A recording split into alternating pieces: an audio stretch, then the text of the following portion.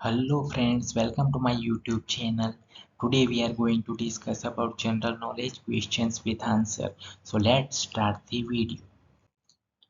So over here first question is બંધારણ સભાએ ક્યારે રાષ્ટ્રગીત સ્વીકાર્યું? So option A 25 January 1950, B 26 January 1950, C 29 January 1950 and D 24 January 1950. So over here right answer is option D 24 જાન્યુઆરી 1950. બંધારણ સભાએ 24 જાન્યુઆરી 1950માં રાષ્ટ્રગીત સ્વીકાર્યું હતું. Next question is નીચે પૈકી શેમાં tartaric acid હોય છે? સો ઓપ્શન એ વિનેગારમાં, બી લીંબુમાં, સી નારંગીમાં and D આમલીમાં. So over here right answer is option D આમલીમાં. So આમલીમાં ટાર્ટરિક એસિડ હોય છે. વિધાનસભા બેઠક બોલાવવાની સત્તા કોની પાસે છે? ઓપ્શન એ મુખ્યમંત્રી, બી વિધાનસભા અધ્યક્ષ, સી નાયબ મુખ્યમંત્રી and D રાજ્યપાલ. So over here right answer is option D રાજ્યપાલ. વિધાનસભાની બેઠક બોલાવવાની સત્તા રાજ્યપાલ પાસે છે. નેક્સ્ટ ક્વેશ્ચન ઇઝ સંતરામપુર તાલુકો ગુજરાત રાજ્યના કયા જિલ્લામાં આવેલો છે? Option A Ahmedabad, B Valsad, C Mahisagar and D Sabarkantha. So over here right answer is option C Mahisagar. Santrampur તાલુકો ગુજરાત રાજ્યના મહીસાગર જિલ્લામાં આવેલો છે.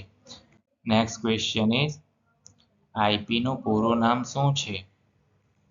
Option A information protocol, B intranet protocol, C internal protocol and D internet protocol.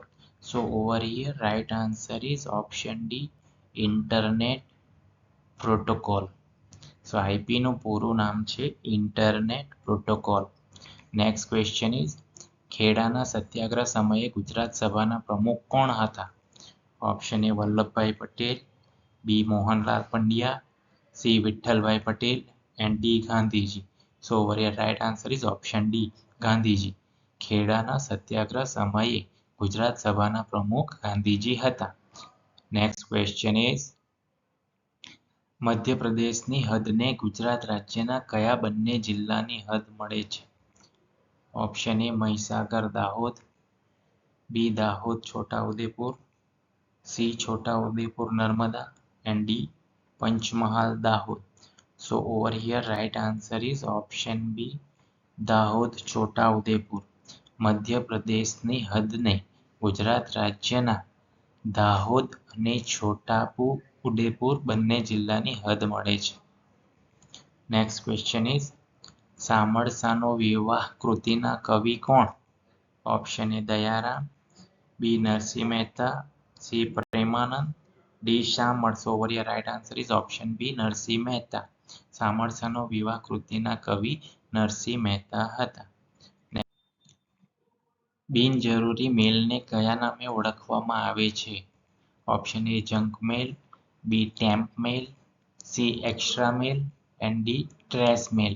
So over here right answer is option A junk mail. બિનજરૂરી મેલને junk મેલના નામે ઓળખવામાં આવે છે. નેક્સ્ટ ક્વેશ્ચન ઇઝ જે કોઈ પ્રેમ અંશ અવતરે કાવ્યના કવિ કોણ?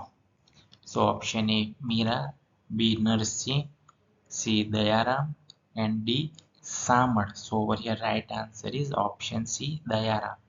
જે કોઈ પ્રેમ અંશ અવતરે કાવ્યના કવિ દયારામ હતા. Please like, comment, share and subscribe this channel. Thank you.